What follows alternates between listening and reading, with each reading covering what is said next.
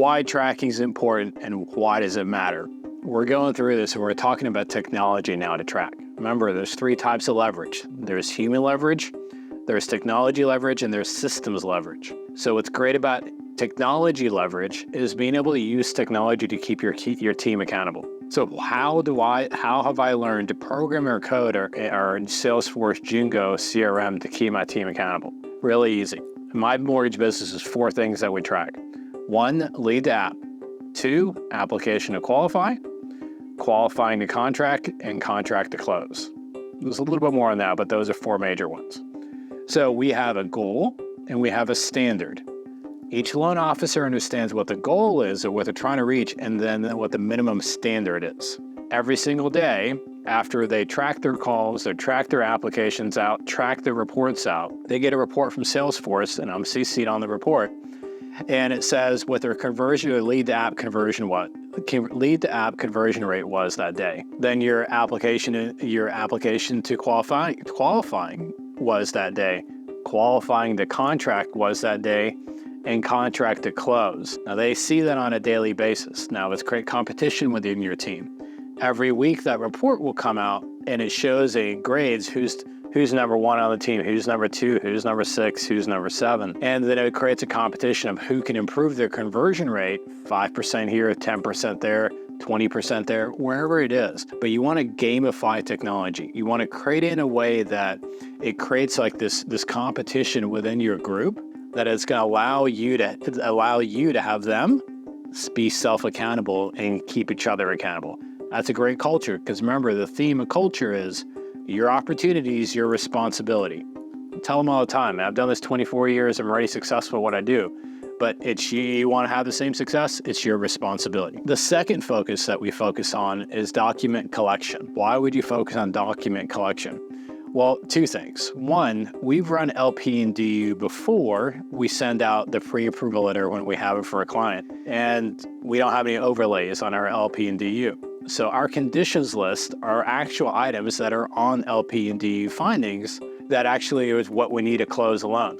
So keep that in mind, is if you have that part of your model like we have that, you know what documents to ask for. So when you ask for a document, you're guaranteed to need it because it's on your LP and DU findings. So what we want to do is when we want to submit a file to processing to be able to disclose a loan, I don't want to touch that loan again. Think about it like efficiency. You get paid a commission to do the front end of the job and also the back end of the job, or you can get paid a commission to do just the front end of the job and your team does the back end. How can your team do the back end of the job if you didn't complete the job on the front end? So what we've done within our team, we've created a culture that number 2 biggest focus that we focus on is what is the percentage, again, the goal and the standard, what is the percentage of all the documents that we requested that we have when we lock and load a file in. Our goal is 100%. The minimum standard is 75%.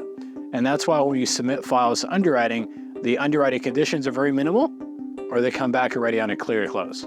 So how do we use technology then now for offense? So the offense vehicle for technology that we've learned to focus on is how do you stay engaged with your pre-approved clients? Like I was coaching a loan officer earlier today. It's the month of June, and he's got 42 closings so far year to date. So 42 closings the first half of the year, not too bad. But if you look at his applications, he's had 238 applications year to date.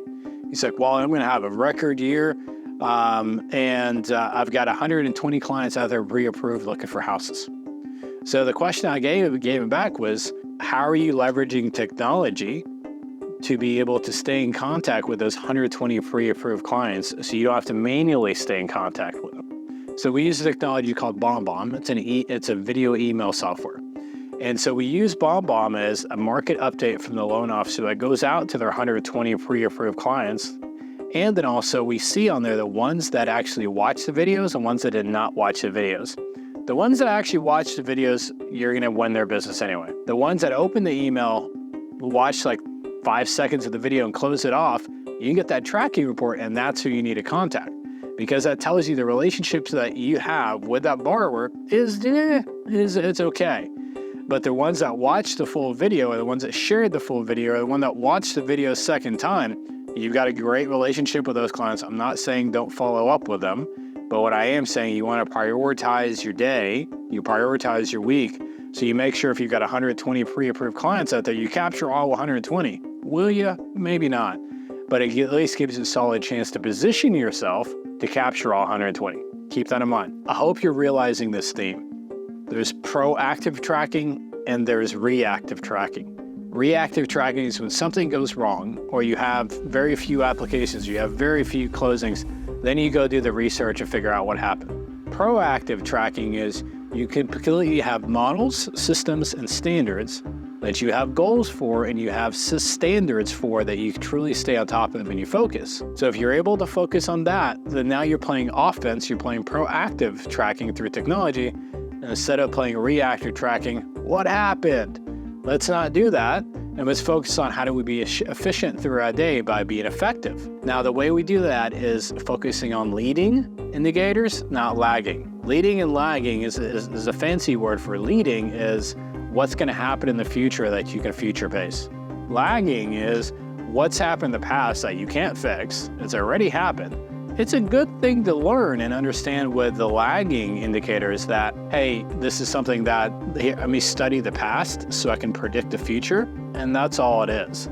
So you first start with studying your lagging indicators, then you take that to your leading indicators because now you learn what went wrong in the past and now what's going to go right in the future.